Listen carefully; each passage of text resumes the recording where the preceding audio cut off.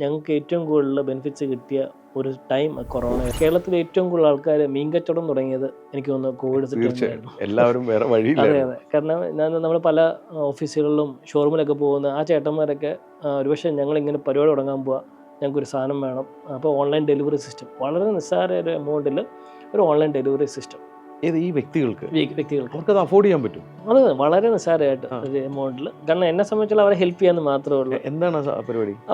അവർക്ക് മീൻ അവർ കൊണ്ടുവരുന്നുണ്ട്. ആ മീൻ അന്ന് നമുക്ക് ഡോർ ഡെലിവറി പറ്റുമായിരുന്നു. അപ്പോൾ ആ സമയത്ത് ഫുഡാണ്. അപ്പം വാട്സപ്പ് വഴിയുള്ള ഇതും പ്രശ്നമൊക്കെ ആയതുകൊണ്ട് പേയ്മെൻ്റ് ഒരു ഇഷ്യൂ, അന്ന് ക്യാഷ് കൈ കൊടുക്കാൻ പറ്റത്തില്ല, അങ്ങനെ ഭയങ്കര പ്രശ്നങ്ങളൊക്കെ അന്നുണ്ടായിരുന്നു. എല്ലാത്തിനും റെസ്ട്രിക്ഷൻസാണല്ലോ. അപ്പം അങ്ങനെ ഒരു ചെറിയൊരു പ്ലാറ്റ്ഫോം, അവർക്ക് അവരുടെ ഇപ്പം അയലയാണോ ചെമ്മീനാണോ ഏതാണ് അന്നത്തെ റേറ്റ് ഇട്ടിട്ട് അന്നത്തെ അവർ രാവിലെ അപ്ഡേറ്റ് ചെയ്യുന്നു, ആൾക്കാർ ഓർഡർ ചെയ്യുന്നു.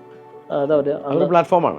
ഇതിന്റെ ലിങ്ക് ഇവര് വാട്സ്ആപ്പ് ഗ്രൂപ്പുകളിലും കസ്റ്റമേഴ്സിന് അയച്ചു കൊടുക്കും. ഇപ്പൊ നമ്മുടെ ഇന്നൊരു പർട്ടിക്കുലർ ഇപ്പം ഞാൻ ഷമീർ റുഫൈക്ക് പറഞ്ഞിട്ട് ഒരു സാധനം ഇട്ട് കൊടുത്താൽ ഇപ്പോൾ കാണുന്നവർ അതിൽ ക്ലിക്ക് ചെയ്ത് കഴിഞ്ഞാൽ എന്തൊക്കെ മീൻ അന്ന് ഉണ്ടാവും, അന്നത്തെ റേറ്റും അറിയാം, അവർ ലൊക്കേഷൻ ഇതും കൊടുത്ത് പേയ്മെന്റും ചെയ്യുന്നു, സാധനം 12 മണിക്കും അവർ വീട്ടിലെത്തിക്കും.